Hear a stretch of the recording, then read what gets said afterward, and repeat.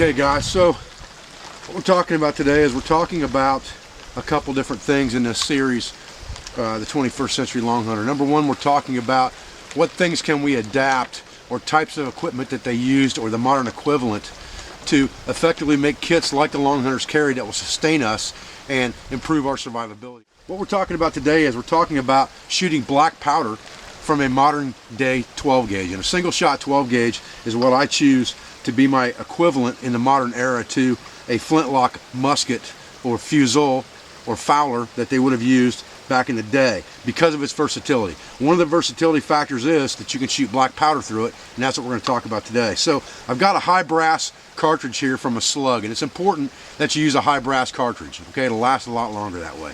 And it's got a spent primer in the bottom of it, which means it's been dented, and it has ignited the powder inside and blown the slug out the front of the barrel. Okay, now what I'm going to do with this, instead of throwing this away, is I'm going to take my multi-tool, which in my kit would be very equivalent to some of the tools that they would have carried, like turn screws, mainspring vices, ball pullers. All of those types of tools are made up in one tool with a multi-tool. And I'm going to cut this plastic completely off the brass and just leave the brass.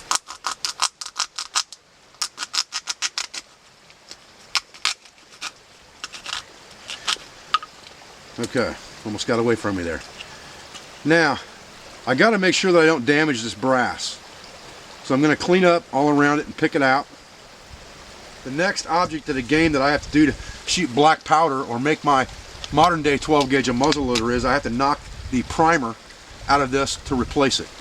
Alright, I have a magnet right here that I keep on in my kit. Basically, it is a multi-purpose item. Number one, it will magnetize a needle for me. Magnetizing a needle will not hold forever. Okay, I can use this to magnetize my cloth sail needle in a pinch, and it will magnetize it enough to give me an improvised compass to give me general direction.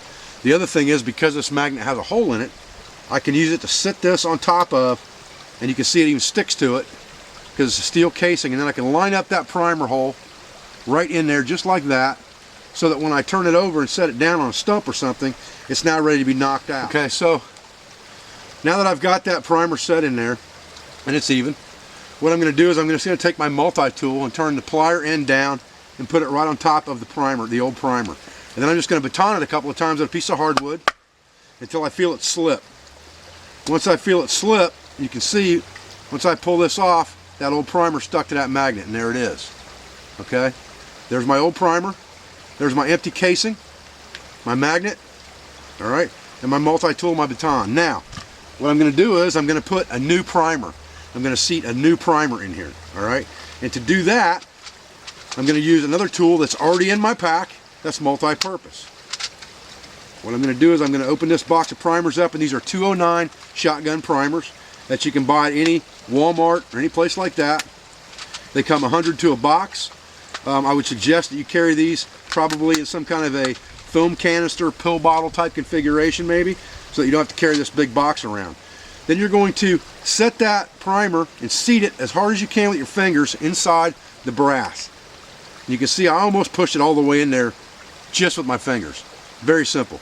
Now I'm just going to turn this thing over on a flat surface like this log. I'm going to take this Lansky's sharpener that I carry all the time. It's a diamond rod. I've told you guys before in other videos, that's what I use to sharpen everything from my axe to my knife, because I believe in honing. You sharpen one time and you hone that tool for life. This diamond rod does that for me. Again, multi-purpose. If I close this up and open the back end and loosen this up a little bit to drop the diamond rod out, I now have something that's 1/4 of an inch in diameter, or pretty close to it, but it fits directly over the top of this primer. And I'll set that down on top of it, feel around to make sure I'm in the right spot, just like that. And again, I'll take my baton and I'll baton it so I know it's seated. I'll turn it over and look at it, and as long as it's flush, it's good and in there, it's seated and ready to rock and roll. Now I could do that with 4 or 5 of those shells, or 4 or 5 of those empty casings, and I would have 4 or 5 at the ready if I were to choose to shoot black powder out of my weapon. So now, with just a couple simple tools and things that I already carry, and I just take a piece of bank line and throw that magnet on it, and throw that sharpening tool on it like that, just tie a knot in the end of it, and I throw it in my pack and I forget about it.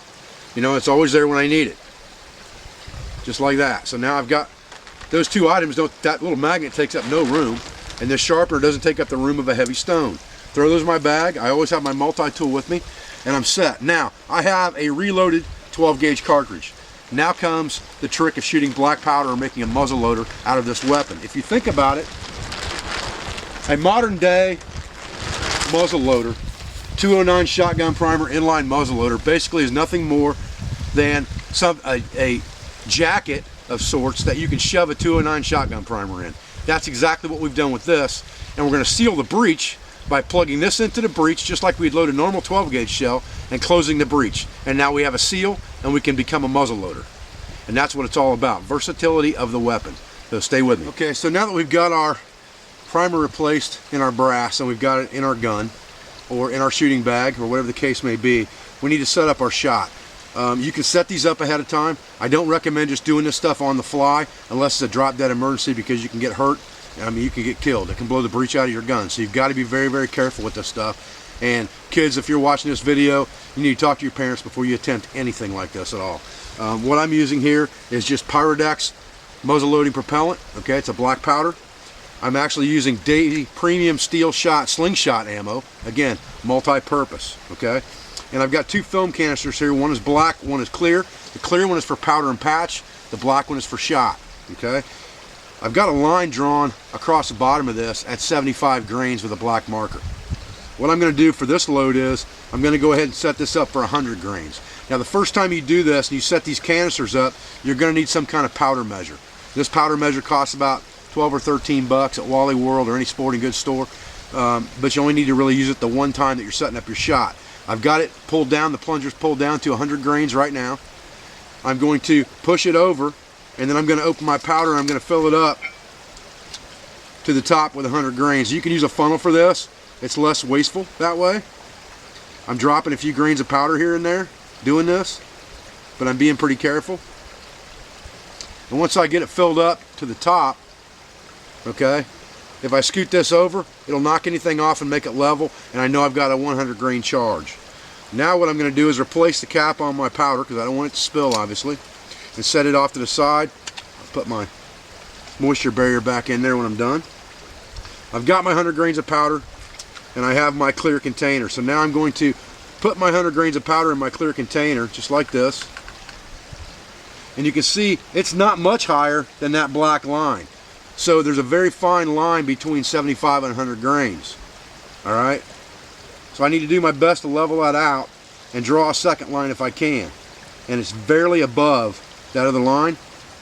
So what I'm going to do is I'm going to take this thing on a flat object like this stump. I'm going to shake it all level in here.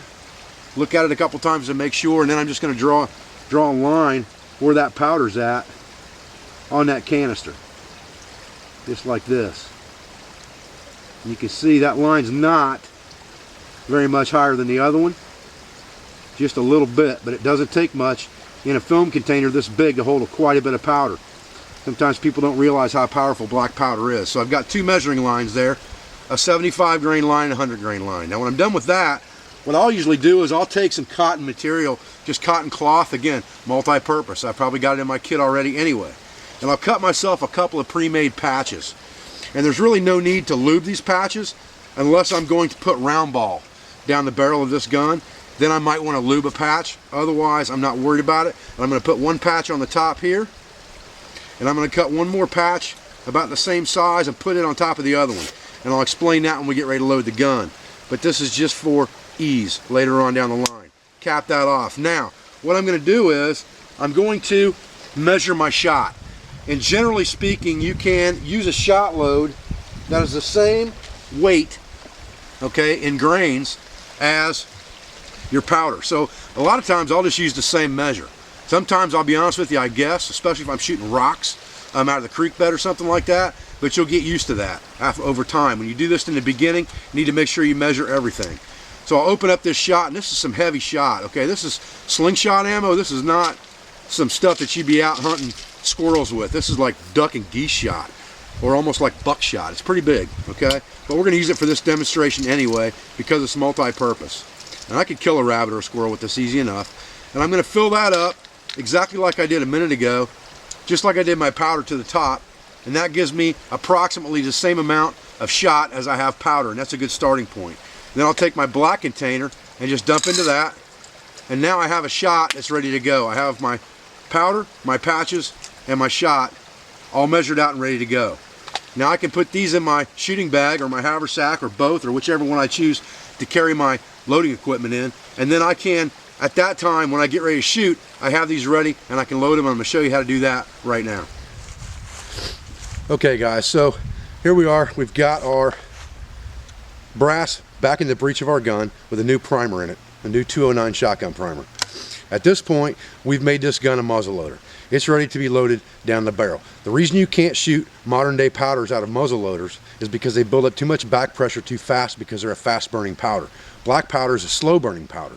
As long as I have this breech sealed and I don't overcharge it, I don't have to worry about it blowing up the gun like I would vice versa shooting modern day powder through a black powder gun.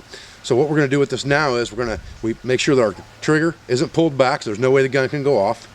We'll grab our makeshift ramrod. In this case, I've just got a dowel rod here that I'm using. You could use any sapling that would fit down into the muzzle of the gun all the way to the bottom where the shell's at, okay? At this point, what we'll do now is we'll reach into our shooting bag here. We have two containers. Remember, we have the white and we have the black. The black is the shot. It's going to go in last. Keeping them in two different containers keeps you from misloading the gun. But if you misload the gun, the beauty of this gun is that you can open up the breech, punch it right out. You don't have to go with the ball puller and all that business that you have to do with black powder guns that are made to shoot black powder. So what I do usually is I'll take my two pieces of cotton batting and I'll just stick them in my fingers just like that. And then I will cup that over and pour my powder down the barrel, make sure I get it all in there. Then I'll take one patch and I'll shove it in the barrel just like that. And I'll save the other one, put my other container away, and grab the container that has the shot. I'll take my ramrod, and I'll ram this first wadding all the way to the bottom, okay? And bottom it out. That pushes the powder against that primer. Now what I'm going to do is I'm going to take my shot and do exactly the same thing. I'm going to load it down the barrel, put my container back in my shooting bag, and then we're men on the frontier that could do this stuff in, seconds. Take my second wadding or my second patch, whichever you want to call it, ram it down, and that will hold my shot in place on top of the other wadding, on top of the powder that's against my 209 shotgun primer. At this point, the gun is ready to fire. All I have to do is pull the hammer back and pull the trigger, okay? So now I can carry this gun around in the woods, and whenever I see something, I can shoot at it. What we're going to do today is I have a cutout of a rabbit here. This is just made out of some styrene material type stuff that you use for floor matting that I bought at like a Big Lots, 4x4 sheets for like $12. And then we cut a bunch of little targets out of it for sling bows and slingshots, things like that for my nephew and my sons.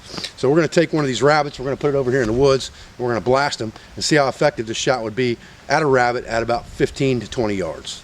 Okay, there's our little rabbit close up.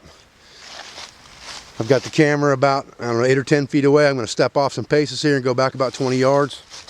And we'll see what we can do.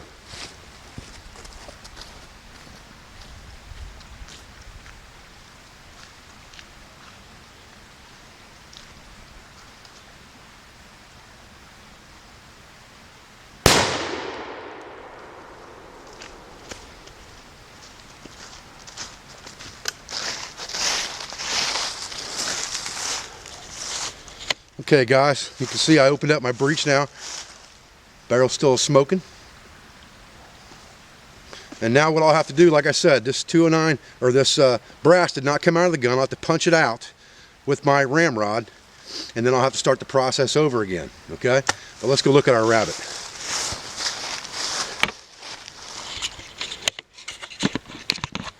Remember I said that shot was really bigger than what you'd want to use for a rabbit.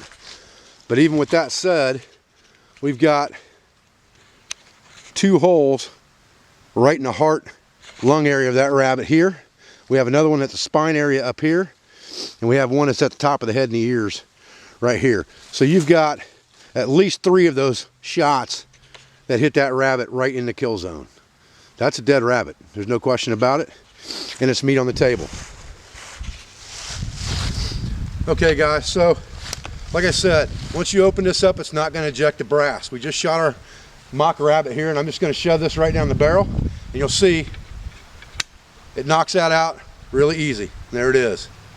Still got powder smoking out of it. Okay, and there goes my ramrod going through my barrel. And that is the beauty, really, of shooting black powder through a gun like this.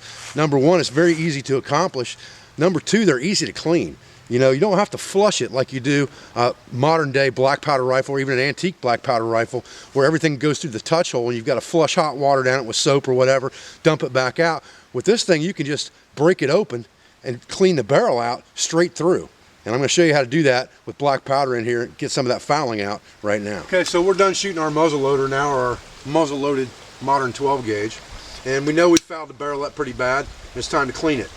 So, that's the great thing about these H&R New England Arms single shot 12 gauges.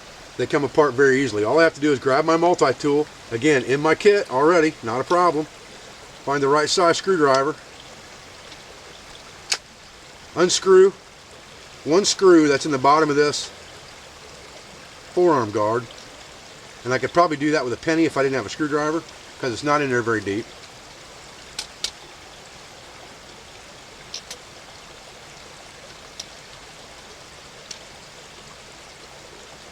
Get a hold of it with my fingers here. Pull that off. Take that arm guard off. Break it back open, and the barrel comes straight off of it. Now, I can take this barrel straight down to the river and dunk it. And that's exactly what I'm going to do to flush a lot of this black powder out. Hot water works best, but cold water will work too. You're sitting around camp and you got hot water, that's great.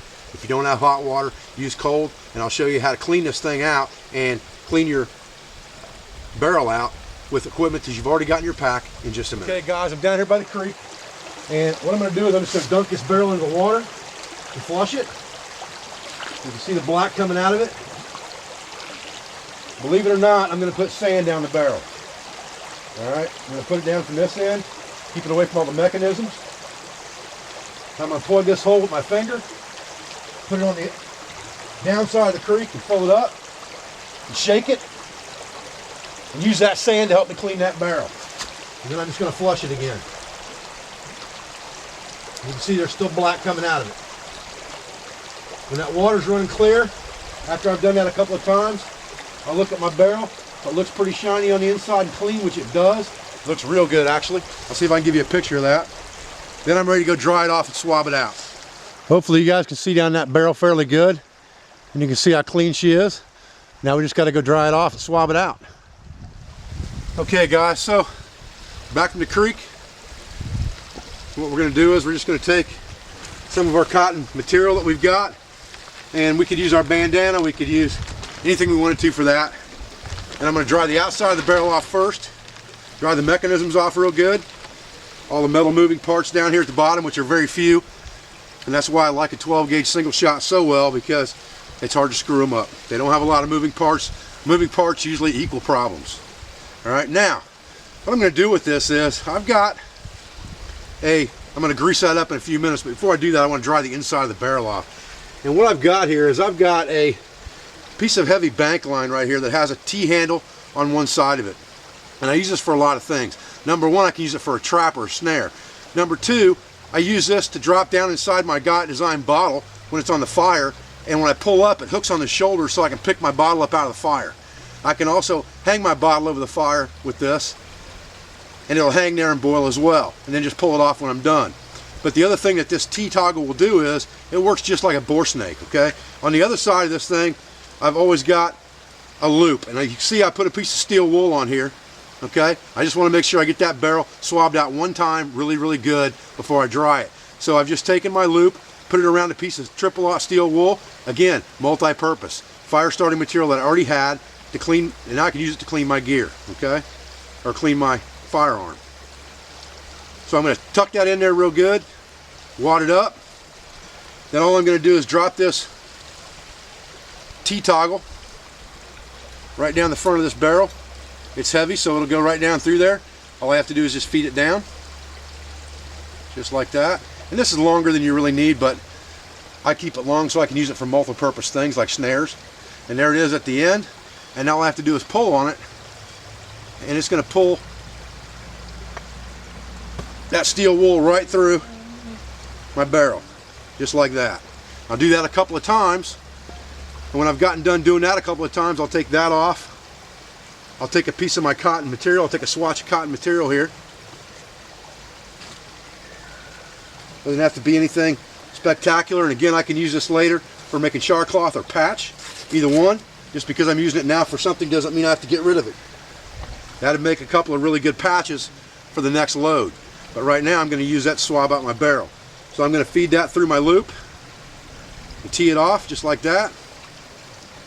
And do the same thing again and feed my makeshift bore snake right down the barrel and pull that drying patch down through there. And once I get done with that, I will take a little bit of tallow and wipe it on the patch for a third run, and that will grease the inside of that barrel for me to keep it from rust. Okay, not bad, not bad. It's got a little bit of black on it, but it's not horrible. Now what I'm going to do is I'm going to take the same piece of patch that I've got here, and I'm going to get some tallow and put on it, and I'm going to grease this barrel on the inside and the outside. I've got my tin of tallow right here. You could melt some of this tallow, you know, into a smaller tin and put it in your shooting bag. You could pour it into a foam canister if you wanted to. This is fairly soft because I melted it down not very long ago to put another coat on my firearm earlier. So now I'm going to wad this up with the tallow out like this. Put it back in my bore snake.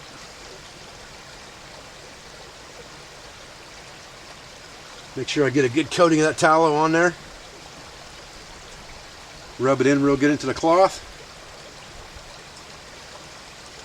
Now at this point I want to keep that off the ground because I don't want grit getting in there. I'll just lay it on my pack while I slide this down the barrel.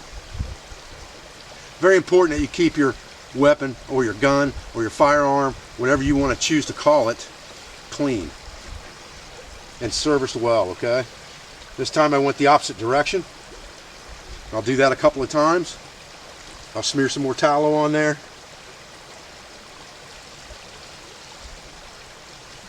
Set that off to the side and do it again, just to make sure I get a good coating inside that thing. If I get some of that stuff on my hands, I'm going to put it on the barrel later anyway, so I can do it now. Not a big deal.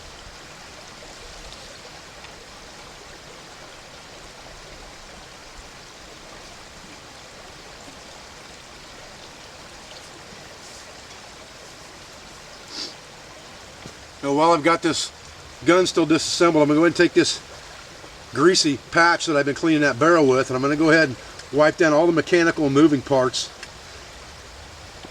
on this firearm while I've still got it apart. Clean the breech out real good, the breech seat out real good, clean the breech face out real good right here. Go ahead and get that oil in there, and I can always dip a little bit more tallow on this same rag to wipe it down with as well. But cleaning your firearm or cleaning your weapon is a very important part of self-reliance, and I can't overstress how important it is to take care of something like this. And these are things that you can do at night while you're sitting around the campfire. Well guys, I'm Dave Canterbury at the Pathfinder School. I hope you've enjoyed this second in the series on the 21st century long hunter, shooting black powder from the modern day 12 gauge. In my opinion, the 12 gauge is the most versatile gun that was ever made, and I think that all of the frontiersmen of the 17th and 18th century would probably agree with that. There is no doubt that even the mountain men late into the 1840s usually carried a shotgun with them along with a rifle if they had the choice. And in the early days of the American frontier, the shotgun was the choice without a doubt for any man, especially the common man, securing meat and putting food on the table for his family, and a modern day 12 gauge will do the same thing for you. I appreciate your views, I appreciate your support, and I thank you very much.